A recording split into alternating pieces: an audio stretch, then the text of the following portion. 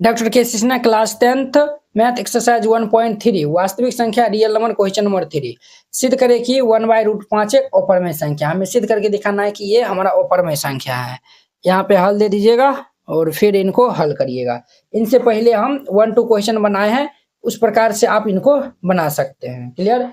चलिए हम इनको सोल्व कर लेते हैं। तो हम सबसे पहले मान लेंगे कि 1/√5 क्या है, तो एक अपरमेय संख्या है। तो यहाँ पे लिखिएगा माना कि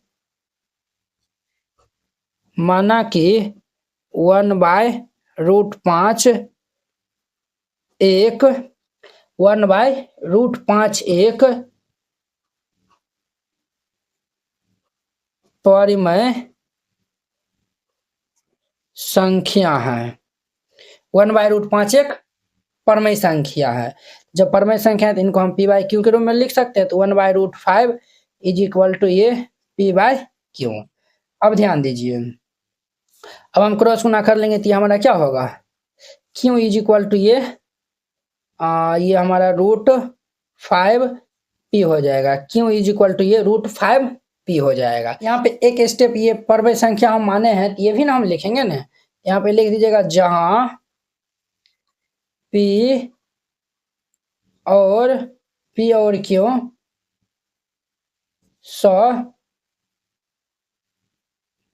अभाज्य संख्या है तथा q 0 के इक्वल नहीं है।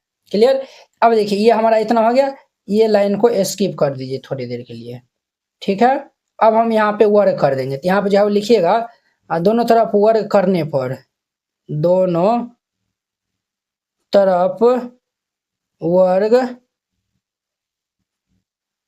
करने पर, दोनों तरफ हम वर्ग कर देंगे। तो जब वर्ग कर देंगे तो हमारा क्या होगा, q² इज इक्वल टू ये 5p²। q² is equal to ये हमारा 5p² आया हुआ है। तो अब देखिए ये 5 जो है वह q² को क्या कर रहा है, तो विभाजित करता है। हम यहाँ पे जो लिखेंगे चूंकि q² 5 से विभाजित है। जब q² 5 से विभाजित है तब हमारा जो है वो, इसीलिए q भी जो है वो 5 से विभाजित होगा। q भी 5 से विभाजित होगा, q भी हमारा 5 से विभाजित होगा। अब हम यहाँ पे मान लेंगे, माना कि q इज इक्वल टू ये 5, माना कि q इज इक्वल टू ये 5 r मान लेते हैं। तो अब देखिए, अब हम यहाँ पे फिर से वर्ग कर देंगे, वर्ग करने पर, तो वर्ग करेंगे तो ये q² is equal to 25 r²। q² का मान 5p² है। तो यहाँ पे ये हमारा 5p² is equal to 25 r² हो जाएगा। 25 होता है। देयरफॉर ये p² is equal to 5 r² हो जाएगा। यहाँ पे लिख दीजिएगा समीकरण, इनका नाम फर्स्ट दे दीजिए और यहाँ पे लिख दीजिएगा समीकरण x फर्स्ट से। अब देखिए, अब ये p² ये 5 ये r के क्या है, r के मल्टीप्लाई में इनटू में है। ये p² को जो है वो 5 विभाजित करेगा, ये इस साइड आएगा। यहाँ पे लिखेगा चूंकि p² 5 से विभाजित है, इसीलिए जब p² 5 से विभाजित है, इसीलिए p भी 5 से विभाजित होगा। p भी हमारा किन से होगा, 5 से हमारा विभाजित होगा। तो अब देखिए, हम यहाँ पे p और q क्या माने थे, सहभाज्य माने थे। इनका HCF हमारा 1 आना चाहिए, बट यहाँ पे हमारा HCF क्या आएगा, जब p भी 5 से विभाज्य है और q भी 5 से विभाज्य है, तो हमारा 5 यहाँ पे HCF हो जाएगा। यहाँ पे लिखेगा चूंकि p व q दोनों 5 से विभाजित है, p और q दोनों 5 से विभाजित है। देयरफॉर ये HCF हमारा P और Q का हमारा कितना होगा 5 होगा, जो कि हमारा 1 के बराबर नहीं है, हमारा 1 के बराबर नहीं है। तो लिख दीजिएगा अतः हमारी अवधारणा अवधारणा अवधारणा गलत है, इसीलिए 1/√5 क्या है, एक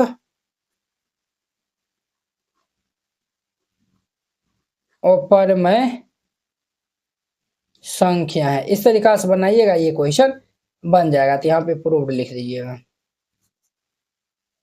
अब देखिए 4 नंबर 4 में 3 गो पार्ट है। सिद्ध करिए कि नीचे दी गई संख्या पर में नहीं है। हमें सिद्ध करना है कि ये सभी संख्या पर में नहीं है। तो बारी बारी से हम सोल्व करते हैं, आप लोग अच्छे से देखिएगा। तो यहाँ पे हल दे दीजिएगा। हमें परमेय क्या करना है, नहीं सिद्ध करना है। तो हम सबसे पहले उनका उल्टा मान लेंगे, जिसे हम बनाते हैं उसी प्रकार से हम बनाएंगे। तो हम मान लेंगे यहाँ पे पहला हम देखिए मान लेंगे,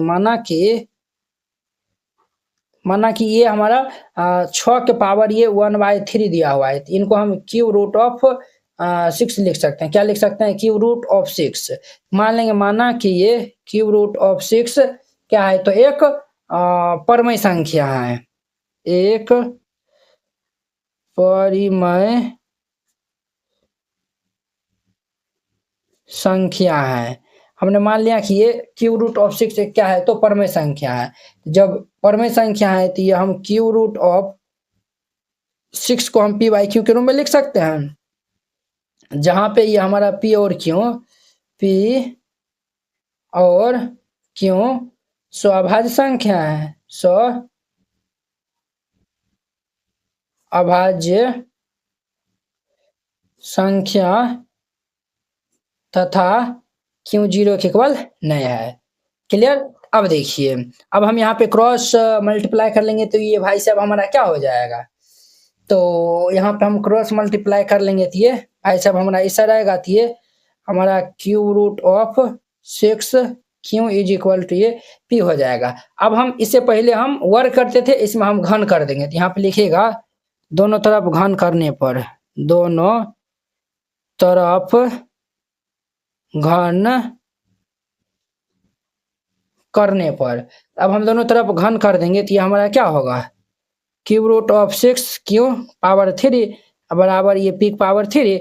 अब देखिए ये ये हमारा 6 है, तो ये q से ये हमारा कैंसिल होगा, तो हमारा 6 और ये q⁻3 इज इक्वल टू ये p⁻3 हो जाएगा। ये हमारा इतना होगा। अब देखिए ये हमारा 6 इस साइड आएगा, तो ये pq/6 होगा। अर्थात ये हमारा ये pq को जो है वह 6 क्या कर रहा है, तो विभाग ये pq से 6 हमारा क्या, ये देखिए ये हमारा इधर गुना में है, तो ये इस साइड आएगा, तो ये pq/3 होगा। तो p3 को विभाजित कर रहा है। तो हम यहाँ पे जो है वो लिख देंगे, इनका नाम जो है वो फर्स्ट रख दीजिए। यहाँ पे लिख दीजिएगा चूंकि p3 से विभाजित है, 3 से विभाजित है। जब p3 से विभाजित होगा तो p भी हमारा 3 से विभाजित होगा, इसीलिए p भी हमारा 3 से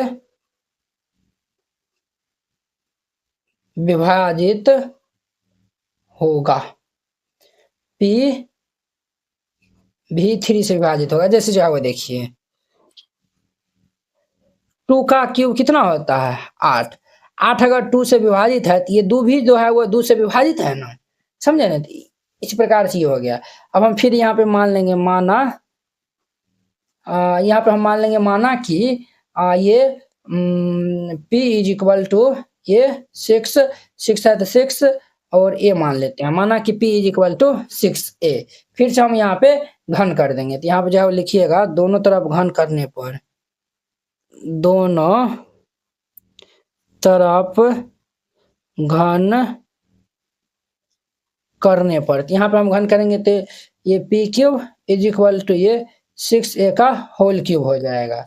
तो ये भाई साहब हमारा p³ इज इक्वल टू 6 का क्यूब 216 होता है, 216a³। अब देखिए यहाँ पे p³ is equal to 6 q⁻3 है, हम यहाँ पे रख देंगे 6 q⁻3 इज इक्वल टू ये 216a³।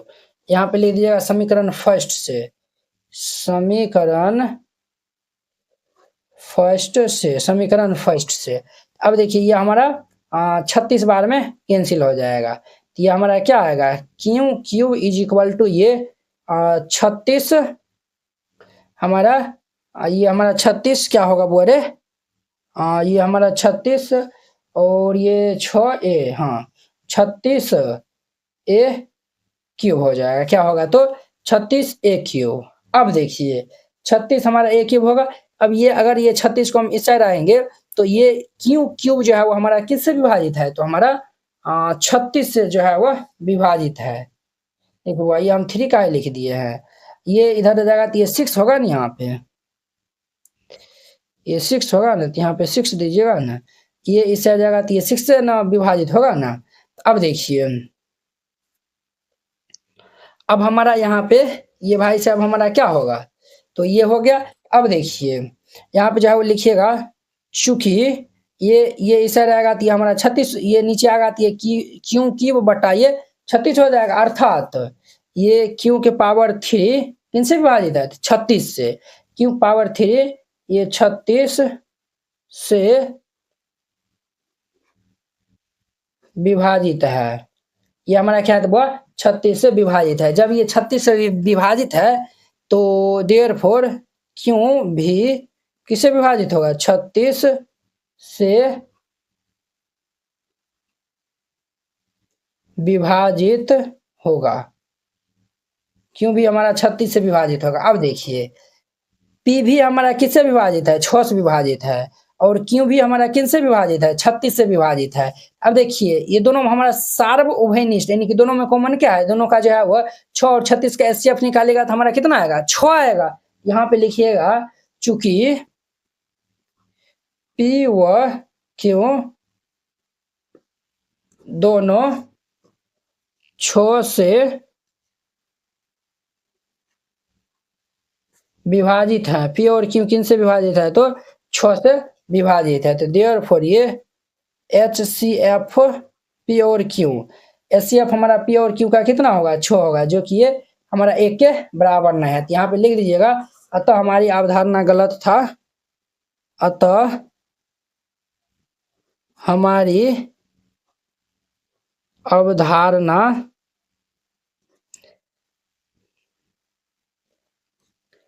गलत है, देयरफॉर ये क्यूब रूट ऑफ 6 एक क्या है, तो ऊपर में संख्या है,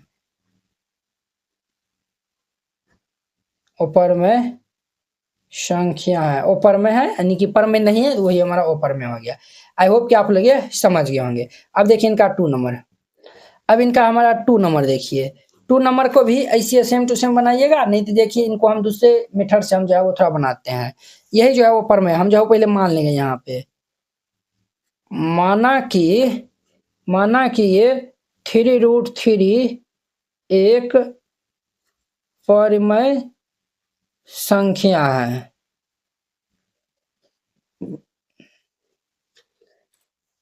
जब परिमेय संख्या आती है 3√3 को हम क्या लिख सकते हैं, पी वाई क्यू के रूप में लिख सकते हैं। अब देखिए ये 3 हमारा इस साइड आ जाएगा, तो ये हमारा क्या होगा, तो √3 इज इक्वल टू ये पी बाई ये 3 क्यों होगा, बोलिए यस या नो, तो आप कहेंगे यस सर। ये हमारा √3 क्या है, ऊपर में है, चूंकि ये हमारा क्या है, ऊपर में है, ऊपर में संख्या है। और देखिए वह पी बटा क्यू हमारा पूर्णांक है, ये 3 से मल्टीप्लाई हुआ है तो वो भी हमारा क्या होगा, पूर्णांक होगा, अर्थात तो ये पी और क्यू हमारा क्या है, पूर्णांक है। तो 3 ये पी भी पूर्णांक है, क्यू भी पूर्णांक है, जब हम क्यू में 3 से मल्टीप्लाई करेंगे तो ये भी हमारा पूर्णांक ही होगा। तो पी बटा क्यू हमारा ये परमेय संख्या हो जाएगा, तो ये हमारा इस साइड हमारा क्या है, तो परमेय संख्या है, परिमेय संख्या। इधर अपर में इधर पर में है, तो दोनों जो है वो कभी बराबर होगा, तो ये दोनों कभी नहीं बराबर होगा, ये दोनों हमारा कभी नहीं बराबर होगा। यहाँ पे जो है लिख दीजिएगा, अतः हमारी कल्पना गलत है, इससे सिद्ध होता है कि सिद्ध होता है कि 3√3 एक अपरमेय संख्या है और यही हमारा प्रूव्ड हो जाएगा। क्लियर? ये हमारा दूसरा नंबर था। इस तरीका से इनको बना दीजिएगा। अब देखिए तीसरा नंबर, एग्जाम में आएगा तो आप इस तरीका से बनाइएगा, ठीक है? आपको बता दिए हैं तो दोनों मेथड बता रहे हैं ताकि आप गलती नहीं करके आइएगा। यहाँ पे 3 नंबर में देखिए, हम मान लेंगे यहाँ पे माना कि ये हमारा क्या है 5√3 है। 5√3 एक परिमेय संख्या, जब परिमेय संख्या है तो ये 5√3 को हम p/q के रूप में लिख सकते हैं। ये 5 हमारा इस साइड आएगा तो क्या होगा √3 इज इक्वल टू ये p/5q होगा। क्लियर? ये हमारा इतना हो जाएगा, √3 है ना, चलिए ये तो ये हमारा इतना हो जाएगा। ये हमारा क्या है, चूंकि ये हमारा अपरमेय है, अपरमेय संख्या, और इस साइड हमारा क्या है परमेय संख्या है, p/q के रूप में लिखल है। ये 5q है, तो जब q पूर्णांक है तो पूर्णांक को पूर्णांक से गुना करिएगा तो पूर्णांक क्या आएगा ना, इसीलिए ये हमारा परमेय संख्या होगा। ये परमेय अपरमेय कहियो बराबर नहीं होगा, तो लिख दीजिएगा तो हमारी कल्पना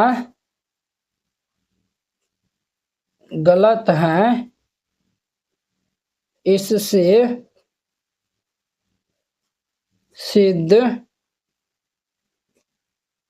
होता है कि ये 5√3 एक अपरिमेय संख्या है और ये हमारा प्रूव्ड हो जाएगा। इस तरीका से बनाइएगा, ये क्वेश्चन बन जाएगा। आई होप कि आप लोग ये क्वेश्चन बहुत ही अच्छा तरीका से समझ गए होंगे। तो चलिए अब हम नेक्स्ट वीडियो में मिलते हैं इनके नेक्स्ट क्वेश्चन 5 नंबर क्वेश्चन के साथ में। अगर यह वीडियो आप लोग को अच्छा लगा होगा तो लाइक कमेंट एंड अपने दोस्तों के बीच में शेयर कीजिएगा। तो चलिए हम नेक्स्ट वीडियो में मिलते हैं। जय हिंद।